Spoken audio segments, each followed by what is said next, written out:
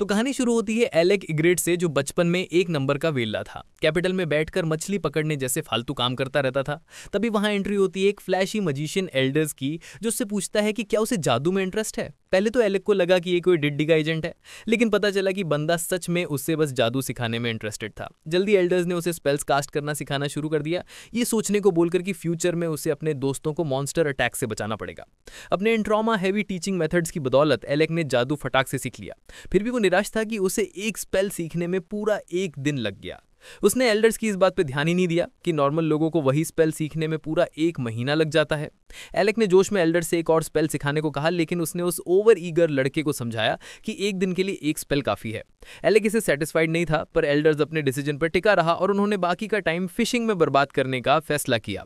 Alec तो पूरा time बच्चों की तरह मुंह फुलाए बैठा रहा, लेकिन फिर एल्डर्स ने उसका ईगो बूस्ट करते हुए कहा कि उसके पास जादू के लिए बहुत बड़ा टैलेंट है। उसने एलेक को बताया कि उसके लेसन्स के बिना भी वो फ्यूचर में एक महान मजिशियन बनेगा और उसे सब किस्मत पे छोड़ देना चाहिए। एलेक ये सुनकर शॉक्ड हो गया और उसने एल्डर्स से पूछा कि वो उसे जादू सिखाई क्यों रहा था। इससे पहले कि वो जवाब देता, उसकी लाइन में एक मछली फंस गई और एल्डर्स पैनिक हो गया, क्योंकि उसने पहले कभी मछली नहीं पकड़ी थी। एलेक उस पर हंसने लगा, फिर उसकी मदद की, ये कहते हुए कि उसके जैसे स्किल्ड मजिशियन को तो मछली पकड़ना आना ही चाहिए। खैर, वक्त गुजरता गया, उनकी स्टूडेंट टीचर की लाइफ चलती रही और एल्डर्स ने एलेक को जादू के बारे में बहुत कुछ सिखाया। लेकिन फिर एक दिन एल्डर्स ने अचानक अनाउंस कर दिया कि वो कैपिटल छोड़कर जा रहा है। एलेक ये खबर सुनकर टूट गया, क्योंकि इसका मतलब था कि वो अपने टीचर से फिर कभी नहीं मिल पाएगा। लेकिन एल्डर्स के पास उसके लिए एक आखिरी सलाह थी। उसने एलेक से कहा कि अगर फ्यूचर में उसे कभी कोर्ट मजिशियन बनने का मौका मिले तो वो उस रोल को लेने से मना कर दे। एलेक को समझ नहीं आया कि उसका क्या मतलब था और उसने एल्डर्स से पूछा कि उसने उसे जादू सिखाया ही क्यों था। इससे पहले कि वो जवाब देता, उसकी लाइन में एक मछली फंस गई और एल्डर्स पैनिक हो गया, क्योंकि उसने पहले कभी मछली नहीं पकड़ी थी। एलेक उस पे हंसने लगा, फिर उसकी मदद की, ये कहते हुए कि उसके जैसे स्किल्ड मजिशियन को तो मछली पकड़ना आना ही चाहिए। खैर, वक्त गुजरता गया और उनकी स्टूडेंट टीचर की लाइफ चलती रही और एल्डर्स ने एलेक को जादू के बारे में बहुत कुछ सिखाया। लेकिन फिर एक दिन एल्डर्स ने अचानक अनाउंस कर दिया कि वो कैपिटल छोड़कर जा रहा है।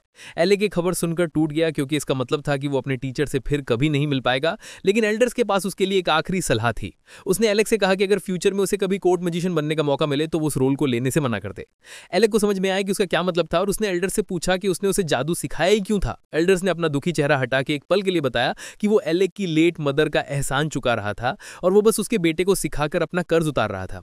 ये आखिरी बार था जब एलेक ने अपने टीचर को देखा और उसने रॉयल मैजिक एकेडमी में एंटर करने के लिए कड़ी मेहनत की ताकि वो उससे फिर से मिल सके।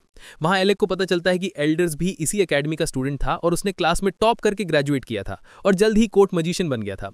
लेकिन कुछ ही साल में उसे उस पोस्ट से लात मार के निकाल दिया गया और अब एलेक को समझ आया कि एल्डर्स ने उसे कोर्ट मजिशियन बनने से मना क्यों किया था। उसकी सलाह मानने के बजाय एलेक ने कोर्ट मजिशियन बनने का फैसला किया ताकि वो उस बेईमान इंपीरियल कोर्ट को ही ठीक कर सके। लॉन्ग स्टोरी शॉर्ट, वो अपने गोल में सफल हो जाता है और कोर्ट मजिशियन बन जाता है। लेकिन पता चलता है कि उसे अपने टीचर की सलाह सुन लेनी चाहिए थी। एलेक को ये तब एहसास हुआ जब क्राउन प्रिंस रेगुलस ने उसे एक डंजन के बीच में ही अपनी पार्टी से निकाल दिया। वो प्रिंसेस का कारण पूछता है और वो ब्लॉन्ड कहता है कि उसे इसलिए निकाला जा रहा है क्योंकि वो बिल्कुल बेकार है। वो बताता है कि कैसे वो हमेशा फ्रंट लाइन पर अपनी जान जोखिम में डालकर मॉन्स्टर्स को हराते हैं। फायर मजिशियन लेनी अपने स्पेल से मॉन्स्टर्स को दूर रखती है और उनके टैंक्स दुश्मन के अटैक्स को ब्लॉक करते हैं। दूसरी तरफ एलेक हमेशा पीछे रहता है और बस मामूली सपोर्ट मैजिक ही कास्ट कर सकता है। रेगुलस कहता है कि उन्हें उसके जैसे लूजर की अपनी पार्टी में कोई जरूरत नहीं है और फिर एलेक की और बेइज्जती करते हुए कहता है कि वो कोर्ट मजिशियन कहलाने के लायक भी नहीं है। एलेक समझाने की कोशिश करता है कि वो सिर्फ सपोर्ट मैजिक क्यों यूज करता है, लेकिन रेगुलस उसका जवाब सुनना ही नहीं चाहता। लेनी भी उससे एग्री करती है। एलेक को एक डरपोक कहती है जो डंजन में और गहराई में जाने की हिम्मत नहीं रखता और हमेशा उन्हें पीछे खींचता है। आईएक्स भी चुपचाप हाँ में सर हिला देता है। फिर लेनी कहती है कि उन्होंने उसे अब तक इसलिए झेला क्योंकि किंग ने उसे उनकी पार्टी ज्वाइन करने का ऑर्डर दिया था। लेकिन अब जब प्रिंस ने उसे निकालने का फैसला कर ही लिया है तो उसे उसके साथ आदर से पेश आने का कोई कारण नहीं दिखता। रेगुलस कहता है कि एलेक ने अकेडमी में टॉप स्कोर प्रोफेसर्स को खुश करके एक्स्ट्रा क्रेडिट के लिए हासिल किया होगा। फिर वो उससे पूछता है कि उसके पास खंजर क्यों है जबकि आम लोगों को हथियार रखना मना है। एलेक्स समझाता है कि उन्हें अगले फ्लोर के लिए इस खंजर की जरूरत पड़ेगी, लेकिन रेगुलस इस पर भड़क जाता है। वो खंजर छीन लेता है और एलेक का कॉलर पकड़ के कहता है कि उसकी पार्टी में कोई उसकी नाफरमानी नहीं करता। प्रिंस फिर उसका कोर्ट विजिट का चोगा भी छीन लेता है, कहता है कि वो उसके लायक नहीं है। एलेक इससे टूट जाता है और उसके पास डंजन छोड़ने के अलावा कोई चारा नहीं बचता। लेकिन निकाले जाने और बेइज्जती होने के बावजूद वो अभी भी रेगुलस और पार्टी की मदद करना चाहता है। वो कुछ नोट्स इकट्ठे करता है जो रेगुलस को डंजन के नीचे के फ्लोर से निपटने में मदद कर सकते हैं, खासतौर पर इसलिए क्योंकि उसके पास मैजिक पावर की कमी है। अगले दिन एलेक इसी सिलसिले में किंग से मिलने पैलेस जाता है, लेकिन गार्ड्स उसे रोक लेते हैं और बताते हैं कि उसे कोर्ट मजिशियन के पद से हटा दिया गया है। अब वो सिर्फ एक आम आदमी है और आम लोगों को बिना परमिशन के पैलेस में घुसने की इजाजत नहीं है। एलेक ये सुनकर शॉक्ड रह जाता है और तभी लेनी वहां उसके जख्मों पर नमक छिड़कने आ जाती है। वो उससे दफा हो जाने को कहती है और फिर पैलेस के अंदर वापस चली जाती है। लेकिन एलेक उससे एक बार सुनने की विनती करता है। वो उससे रिक्वेस्ट करता है कि वो उसके बनाए हुए नोट्स किंग तक पहुंचा दे, क्योंकि उन्होंने ही उसे कोर्ट मैजिशियन बनाया था और प्रिंस की पार्टी ज्वाइन करने को कहा था। लेनी उससे नोट्स लेती है, सिर्फ उन्हें फाड़ने और पैरों तले कुचलने के लिए। फिर वो गार्ड्स को उस आम आदमी को बाहर निकालने का ऑर्डर देती है और एलेक शहर के बीच में बेसहारा और बेरोजगार रह जाता है। आखिरकार उसे एहसास होता है कि उसे एल्डास की बात सुन लेनी चाहिए थी और कोर्ट मैजिशियन नहीं बनना चाहिए था। जब अचानक से उसे एक जानी पहचानी आवाज उसका नाम पुकारते हुए सुनाई देती है। एलेक पलटता है तो देखता है कि एक लाल बालों वाली लड़की उसे देख रही है और फिर वो अचानक दौड़कर उससे गले लगा लेती है। उसे एक पल लगता है समझने में कि क्या हो रहा है, लेकिन फिर आखिरकार वो उस लड़की को योरा के रूप में पहचान लेता है, उसकी अकेडमी के दिनों की एक पुरानी दोस्त। वो बैठकर एक दूसरे से हालचाल पूछते हैं और एलेक योरा को बताता है कि कैसे उसे प्रिंस की पार्टी से और कोर्ट मैजिशियन के पद से निकाल दिया गया। योरा ये सुनकर आग बबूला हो जाती है और उस किंगडम को कोसती है जो अमीर और गरीब में भेदभाव करता है। एलेक किसी तरह उसे शांत करता है, इससे पहले कि कोई उन्हें सुन ले, और फिर योरा कहती है कि ये तो अच्छी बात है कि उसे निकाल दिया गया। एलेक को उसकी बात से बुरा भी नहीं लगता, पिछले 2 दिनों में उसने इतना कुछ झेल लिया था। लेकिन फिर योरा उसे याद दिलाती है कि उसने एक बार वादा किया था कि वो किसी दिन उसे अपनी पार्टी में शामिल करेगी। एलेक को वो याद आ जाता है और फिर योरा बताती है कि वो कैपिटल इसी कारण से आई थी। वो खड़ी होती है और एलेक की तरफ हाथ बढ़ाकर उसे अपने साथ डंजन्स जीतने के लिए कहती है। वो इस ऑफर से खुश होता है, लेकिन अपनी जॉब से निकाले जाने के बाद वो खुद पर शक करने लगा था। लेकिन योरा को इन सबसे कोई फर्क नहीं पड़ता। वो एलेक से कहती है कि वो सिर्फ उसे ही अपनी टीम में चाहती है और कोई दूसरा मैजिशियन उसकी जगह नहीं ले सकता। वो ये सुनकर इमोशनल हो जाता है और तुरंत उसका ऑफर एक्सेप्ट कर लेता है और योरा खुशी खुशी उसे अपनी A rank party lasting period में वेलकम करती है। अगले दिन एलेक योरा के साथ देश छोड़ देता है और सपने में एल्डास की सलाह देखता है कि कोर्ट मैजिशियन मत बनना। कुछ दिनों बाद एलेक के देश छोड़ने की खबर रेगुलस और उसकी पार्टी तक पहुंचती है और उन्हें इससे कोई फर्क नहीं पड़ता। रेगुलस कहता है कि कैसे एलेक को अकेडमी के स्टूडेंट्स में एक जीनियस माना जाता था और उसे उससे बहुत उम्मीदें थीं। उसे लगता है कि उन्होंने उसके पीछे अपना वक्त बर्बाद किया। लेकिन लेनी कहती है कि अब उन्हें इस बारे में चिंता करने की जरूरत नहीं है, क्योंकि जल्द ही एक शुद्ध खून वाला अमीर उनकी पार्टी ज्वाइन करेगा और वो पहले से ज्यादा शक्तिशाली हो जाएंगे। इसी बीच एलेक और योरा डंजन्स के शहर फिजल पहुंचते हैं। योरा उसे बताती है कि ये शहर बहुत सारे एडवेंचरर्स का बेस है, क्योंकि यहाँ अमीर और गरीब में भेदभाव नहीं किया जाता। वो एलेक को जल्दी से एक एडवेंचरर के रूप में रजिस्टर करवाने के लिए उत्सुक है, लेकिन जब वो गिल्ड पहुंचते हैं तो उन्हें एक झटका लगता है। रिसेप्शनिस्ट एलेक को बताती है कि वो योरा की पार्टी के साथ रजिस्टर नहीं हो सकता, क्योंकि वो लोग डंजन के 30th फ्लोर से आगे जाते हैं और उसे वहां जाने की इजाजत के लिए 2 साल तक गिल्ड का सदस्य रहना पड़ेगा। योरा ये सुनकर गुस्से में आ जाती है और रिसेप्शनिस्ट से एलेक के लिए एक एक्सेप्शन बनाने को कहती है, लेकिन वो मना कर देती है। योरा पूछती है कि क्या उसकी दोस्त क्रा ने इस मामले में उससे कांटेक्ट नहीं किया था, और रिसेप्शनिस्ट बताती है कि क्रा यहां आई थी और उन्हें एलेक को शामिल करने के लिए धमकी भी दी थी। लेकिन रिसेप्शनिस्ट रोज उसके जैसे पागल लोगों से डील करती हैं, इसलिए वो लोग बिल्कुल नहीं हिले। एलेक और योरा गिल्ड से खाली हाथ लौटते हैं और एक पब्लिक पार्क में ब्रेक लेते हैं। लंच करते वक्त योरा एलेक को बताती है कि वो लोग डंजन के 52nd फ्लोर तक पहुंच चुके हैं और वो उसके पार्टी ज्वाइन करने के लिए 2 साल इंतजार नहीं कर सकते। लेकिन वो हार मानने वालों में से नहीं है और फैसला करती है कि अगर वो लोग 30th फ्लोर से नीचे के डंजन्स में नहीं जा सकते तो वो वार्म अप के लिए ऊपर के छोटे डंजन्स में जाएंगे। एलेक इस आइडिया से एग्री है और वो लोग तुरंत एक कीड़े मकोड़ों वाले लो लेवल डंजन में चले जाते हैं। योरा अपनी रीइंफोर्समेंट मैजिक का इस्तेमाल करके एलेक की स्पीड बूस्ट कर देती है और F16 की स्पीड से इधर उधर जाके आसानी से मॉन्स्टर्स को साफ करने लगती है।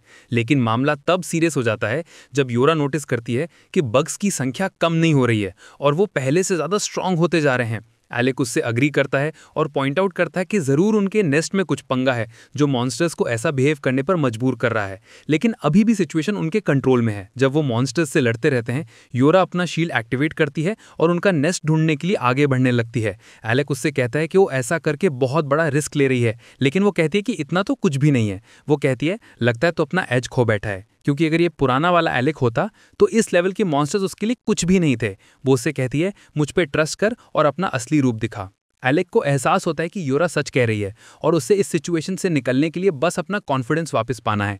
उसे एल्डर का सबक याद आता है कि कैसे उसे अपने दोस्तों को खतरे से बचाना होगा और इससे मोटिवेशन लेकर वो ऑफेंसिव होने का फैसला करता है। एलेक जल्दी से कुछ मॉन्स्टर्स को फायरबॉल से मार गिराता है और बाकी को अपने खंजर से हरा देता है, लेकिन उसके बाद मॉन्स्टर्स का एक बड़ा झुंड उन्हें घेर लेता है।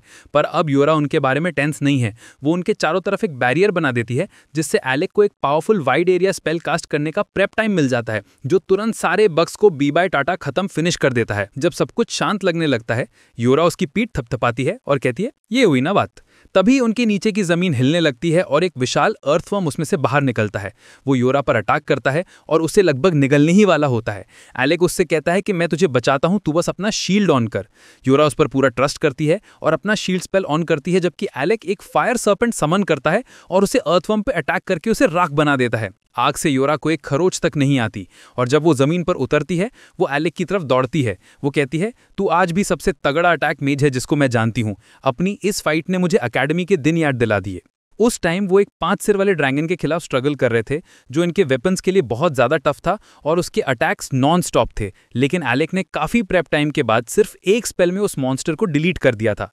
उसी की वजह से वो डंजन के 68th फ्लोर को क्लियर कर पाए और एक नया एकेडमी रिकॉर्ड बनाया। और अब एलेक वापस उन्हीं दोस्तों की पार्टी में ज्वाइन करने जा रहा है। जब उन्होंने लेवल 68 के बॉस को पेल के वापस मैजिकल एकेडमी लौटे थे, उन्हें एकेडमी के इतिहास में सबसे अच्छा बैच का टैग दे दिया गया था और उनकी इंस्ट्रक्टर रोजी भी जानती थी कि इन चारों स्टूडेंट्स में कुछ खास था, क्योंकि वो एक दूसरे के साथ परफेक्ट सिंक में रहते थे और उनकी टीम सिनर्जी नेक्स्ट लेवल थी। वो सब डंजन से चोटों और खरोचों के साथ लौटे थे, लेकिन उनके चेहरे पर बड़ी सी मुस्कान थी, क्योंकि उन्होंने अभी अभी लेवल 68 डंजन तक पहुंचने और उसे पार करने का ऑल टाइम रिकॉर्ड तोड़ा था।